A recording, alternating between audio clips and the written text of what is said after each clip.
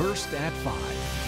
From the University of Florida, covering Gainesville, Ocala, and the University of Florida, this is WUFT News, First at 5. Good evening and welcome to a special Election Night 2012 edition of WUFT News.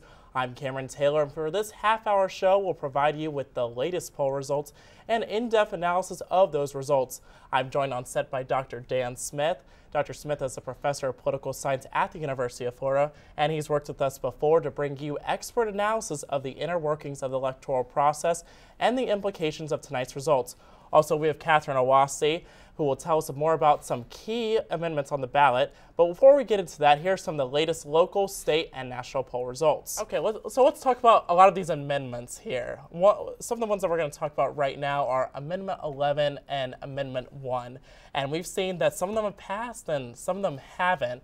But let's go to you first, Catherine. So let's talk about these amendments here. What are we seeing? Well, first I'm going to kind of ask Dr. Smith here, the wording this year on the ballot, it was very legislatively influenced, very partisan. Do you think that had a major impact at the polls on voters?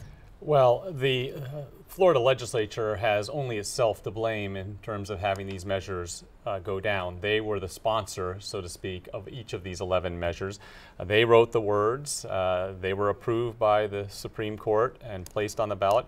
The reason why the ballots are so long is because the legislature has now required that the text of constitutional amendments be included. And so that could account for a portion of the long lines that we are seeing around the state.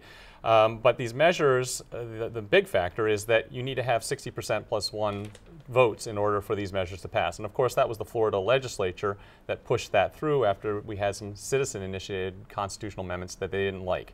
And so there's some comeuppance here in terms of the legislature trying to change the Constitution, and it looks like most of the most controversial ones are going down to defeat. Yeah, and it looks like Amendment 11, which is extending property tax exemptions to more lower-income seniors, did pass. And why do you think that one kind of set with voters? Yeah, I mean, that's leading. And in fact, the ones that had the most success were the ones that were providing some property tax relief to various groups out there, whether it's low-income seniors, whether it's spouses of military who have deceased in action. You know, Floridians are compassionate. They like a good tax cut when they see it.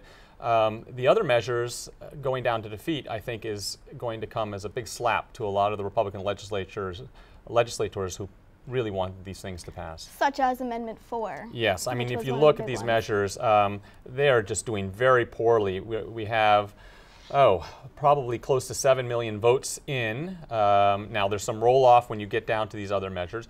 That was the one property tax measure that looks like it's going to go down to defeat. But again, it's giving an exemption to maybe people who don't really need it. And the business community was pushing, but maybe a lot of other folks weren't.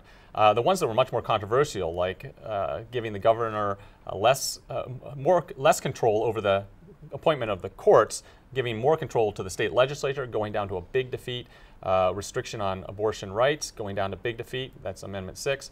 The so-called religious freedom measure, which was going to give a lot more authority to allowing private organizations to receive public tax dollars, looks like it's going down to big defeat. And we'll come back to more of these amendments. Thank you, Yeah. Dr. Smith. And we'll be right back, but first we have WRUF weather on the 6s with forecaster Shani Morris.